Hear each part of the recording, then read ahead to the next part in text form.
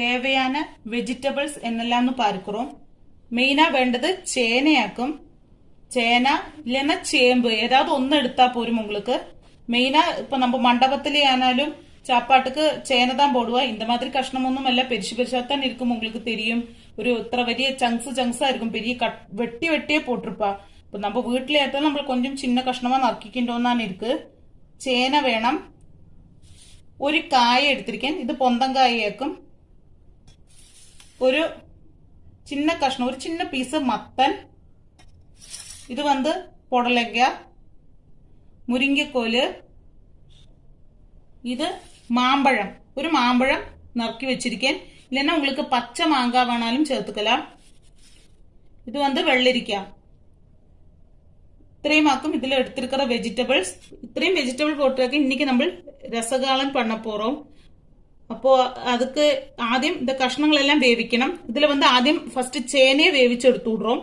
சேனை வந்த பிறகு வெள்ளரிக்க, அது கழிஞ்சு பொடலங்க, லாஸ்ட் வந்து இந்த காய மத்தன் இதெல்லாமே வந்துட்டு கொஞ்சம் வேவு கம்மி தான்.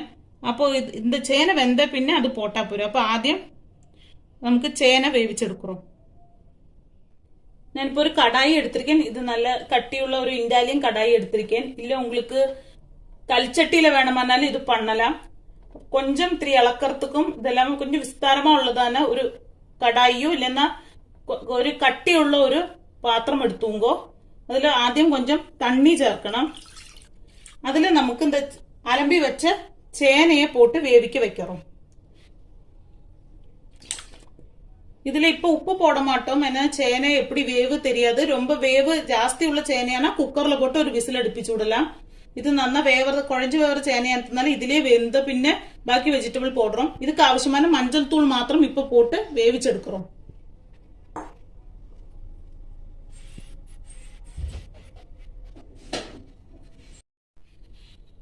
கொஞ்சமா மஞ்சள் தூள் சேர்த்து மூடி வச்சு நன்னா வேவிச்செடுக்கிறோம்.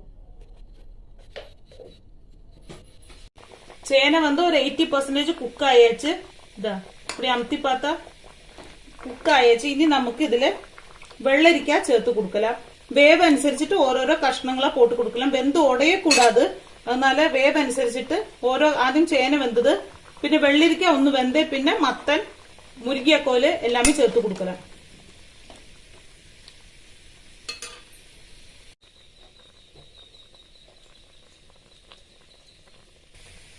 ഇനി ഇതില് പൊടലങ്ക, മുരിങ്ങക്കോല്, കായ ഇത്രയും ചേർത്ത് കൊടുക്കണം.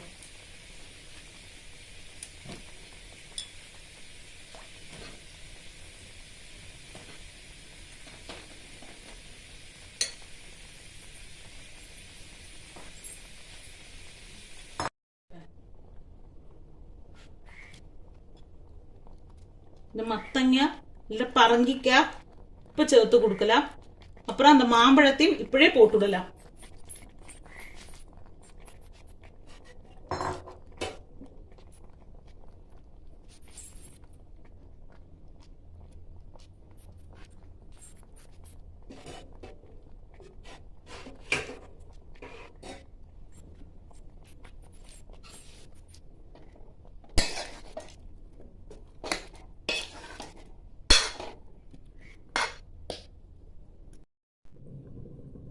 நம்ம ரசகாலனுக்கு அரைக்க தேவையான பொருட்கள்: 1 டீஸ்பூன் ஜீரகம், 1 டீஸ்பூன் வெந்தயம். வெந்தயம் வந்து ட்ரை ரோஸ்ட் பண்ணி ചുമக்க வறுத்து வச்சுக்கணும். எண்ணெയൊന്നും தேவையில்லை, தனியா ட்ரை ரோஸ்ட் பண்ணி ചുമக்க வறுத்து வச்சுக்கணும். ஒரு 1/4 டீஸ்பூன் கடுகு. கடுகு ரொம்ப ஜாஸ்தி சேர்க்க வேண்டாம். என்னன்னா அது ஒரு கசப்பு தனிமை வரும். ஆனா ஒரு ஃபிளேவர், நல்ல ஒரு மணமும் ஃபிளேவரும் கொடுக்கும். அதனால 1/4 டீஸ்பூன் கடுகு, 1 டீஸ்பூன் மிளகு, குருமுளகு, பச்சை மிளகா, வரமிளகா. இந்த மிளகா வந்து pepper, green chilli and red chilli, இந்த மூணும் காரத்துக்கு தகுந்த மாதிரி அட்ஜஸ்ட் பண்ணி போட்டுங்கோ. இது வந்து காஷ்மீரி சில்லியாக்கும் எடுத்திருக்கேன். அது நிறம் மட்டும்தான், இதுல ஸ்பைசினஸ் கிடையாது, ரொம்ப காரமா இருக்காது. அதனால கொஞ்சம் பச்சை மிளகா கூடவே சேர்த்திருக்கேன். அப்புறம் தேவையான அளவு மிளகு சேர்த்திருக்கேன். அப்புறம் வேண்டது அரிசி, பச்சை அரிசி 1 டீஸ்பூன், ஒரு மூடி தேங்காய். ഇത്രയും ചേർത്ത് നൈസാ അരച്ചെടുത്തിട്ട് വന്ന நம்ம ரசகாலனோட அரைப்பு தயாராயாச்சு. இப்போ இந்த வெந்தயம் மாத்திரம் நமக்கு ட்ரை ரோஸ்ட் பண்ணி எடுத்துக்கிறோம். பாக்கியெல்லாம் அப்படியே சேர்த்து அரைச்செடுத்துக்கலாம்.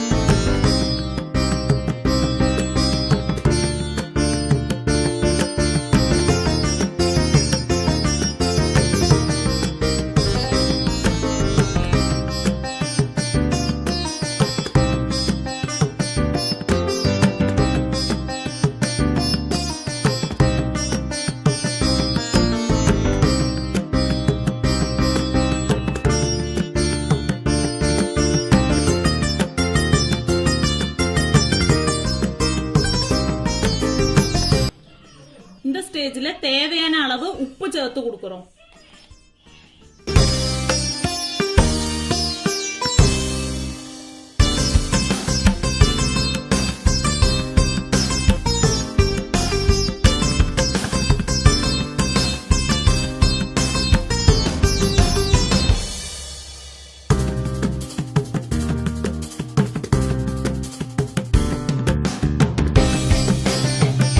രണ്ടച്ച് വെള്ളം ചേർത്ത് കൊടുത്ത് നന്നാ തിളയ്ക്കണം.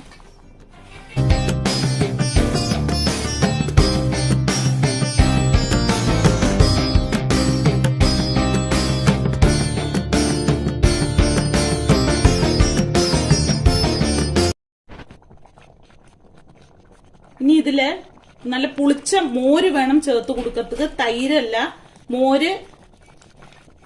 ഇതൊരു 1/2 ലിറ്റർ മോര് ഇருக்கு. இது வந்து ஒரு 1/2 லிட்டர் மோர் இருக்கு. அப்போ நம்ம ஏற்கனவே இந்த அரைச்ச ஜார் இருக்கே, இந்த ஜார்ல இந்த மோரை விட்டு நன்னா ഒന്ന് குழப்பி இதுல விட்டுடலாம். அப்ப இந்த அரைப்பு வேஸ்ட் ஆகவும் செய்யாது.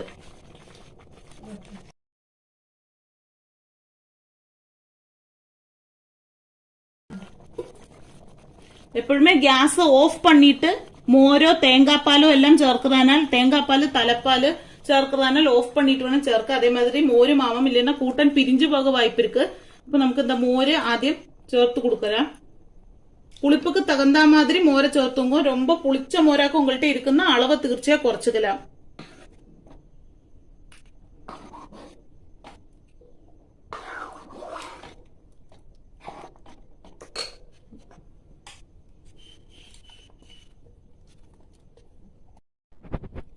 நம்ம ரசகாலனுக்கு இனி பொரிச்சு கொட்டணும். அதுல என்னெல்லாம் இன்கிரீடியன்ட்ஸ் போடலாம்னு பார்க்கிறோம். இதுல கடுகு தாளிக்கிறதுக்கு தேங்காய் எண்ணெய் தான் யூஸ் பண்ணணும். தேங்காய் எண்ணெய் தான் நன்னா இருக்கும். ஒரு 2 டேபிள் ஸ்பூன் தேங்காய் எண்ணெயை விடணும். இது சூடான தேங்காய் எண்ணெயில ஒரு 2 டீஸ்பூன் கடுகு போடணும்.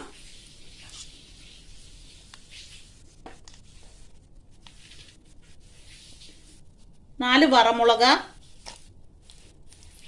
കടുക് നന്നാ പൊരിഞ്ഞ പിറക് ഒരു ചിന്ന പിടുത്തം കറിവേപ്പില ചേർക്കണം.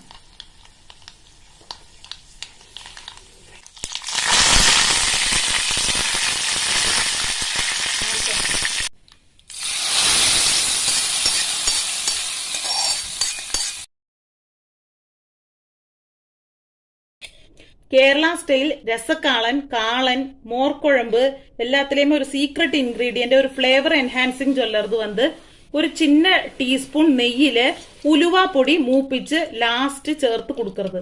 அப்போ அந்த உங்களுக்கு அந்த மோര് விட்ட கூட்டானுக்கு எல்லாமே நல்லொரு டேஸ்ட் கிடைக்கும். ஏன்னா சிலப்போ மோര് வந்து நம்ம வெண்ணெயெல்லாம் எடுத்து நல்ல தயிரா சேர்க்கறது இல்லை, வெண்ணெய் எடுத்ததை சேர்க்கிறோம். இப்ப எப்பவுமே அப்போ அந்த மோര് ചേർത്ത് மோര് கூட்டானுக்கு ஒரு சின்ன ஒரு குட்டி ஸ்பூனில் நெய் சூடாக்கி அதுல ஒரு 1/2 ஸ்பூன் உலுவா பொடி மூப்பிச்சு இந்த கூட்டான்ல சேர்த்து கொடுத்தா ரொம்ப டேஸ்டா இருக்கும். அத ஒரு சீக்ரெட் டிப்னு வேணாலும் சொல்லிக்கலாம். நாம ஏற்கனவே வந்து கூட்டான்ல வெந்தயம் வறுத்து அரைச்சு வச்சிருக்கோம். அப்படி இருந்தாலும் இந்த அடிஷனலா நெய்யில இந்த வெந்தய பொடி நன்னா வறுத்து ரோஸ்ட் பண்ணி அதுல போட்டா ரொம்ப டேஸ்டா இருக்கும். ജസ്റ്റ് ഒന്ന് പോട്ട് ഒന്ന് ഗ്യാസ് ഓഫ് പണി വിടലാം. അപ്പുറം ഇത് കൂട്ടാനിൽ ചേർത്ത് നന്നായി ഇളക്കി വിട്ടാ പോരും.